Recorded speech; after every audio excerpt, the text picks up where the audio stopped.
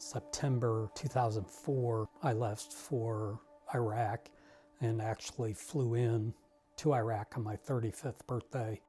My name's Nick Bennett, and I served with the United States Marine Corps, 1988 to 1994 active duty, and then 2004 to 2007 when I was medically discharged.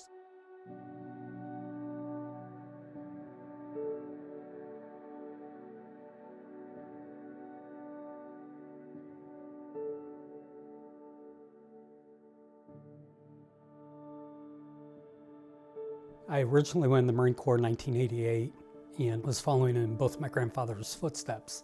They're both World War II veterans. And so I did 6 years active duty. And at the time I had 3 kids, and my oldest one was getting to the age where he was starting school. And there's nothing wrong with, families moving, but I didn't want that for my kids. So I stepped away from the Marine Corps, joined the reserves for 2 years. January of 2004, I re-enlisted. Being 35, I had already had the opportunity to live a life with my kids. And yeah, if anything would have happened to me, I would have missed, grandkids, and I'd have missed walking my little girl down the aisle. But to give the opportunity for some of these 18 or 19-year-old kids to come back home and kind of experience life that I had led, I'd have been okay with it. With Fallujah, November was the deadliest month in Iraq. They had what's called the QRF, the Quick React Force, gearing up to go out to help a unit that was in a firefight. I heard a whistle off my left shoulder, and I knew it was going to be big. I knew I wasn't coming home. I got hit with a 107mm Chinese rocket. It's got a kill radius of a football field and a casualty of 3. Part of the warhead took off the back part of my right leg. I took shrapnel in my left side.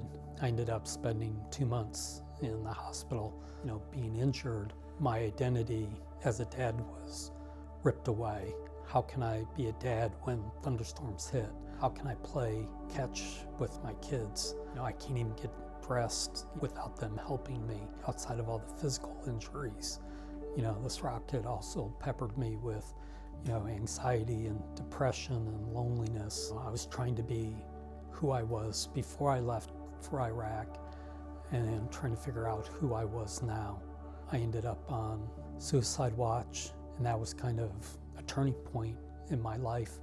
In 2012, me and my daughter and my son Eli, we were up in Chicago, and that was my first introduction to service dogs. Never wanted a dog, but it was my first glimpse into having a normal life again, and to be able to go out in public and not worry about somebody coming up behind you, and being the dad that I always wanted to be. And so coming back home, my wife was ecstatic. She's always wanted a dog. So I talked with, my therapist and my psychiatrist at the VA, and I remember them calling up and saying, "Hey, we've got a dog for you. Can you come out to the Indiana Women's Prison?" And I'm sitting in this room, and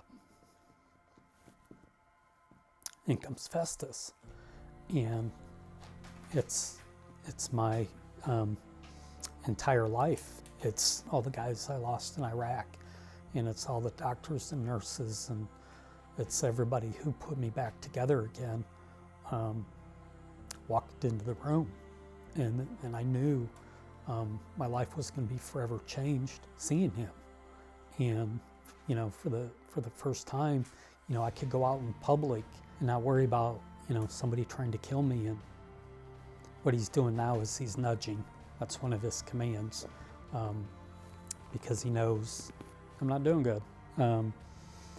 Festus is more than a dog. He's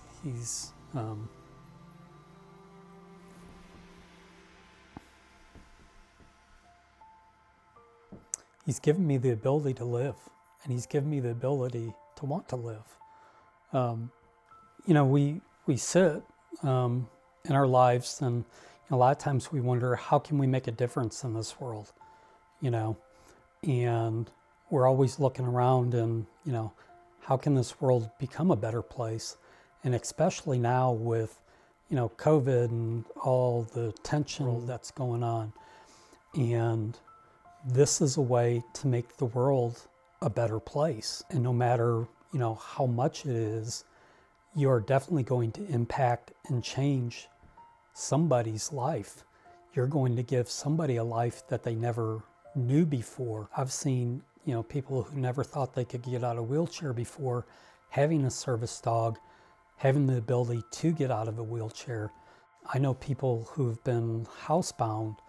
By having a service dog, you're getting them out of the house. This is a tough year because a lot of people have been out of work, and even the smallest amount is going to make a huge impact beyond anything you might ever know or see, because I'm just one of, thousands of people who've been helped by ICAN.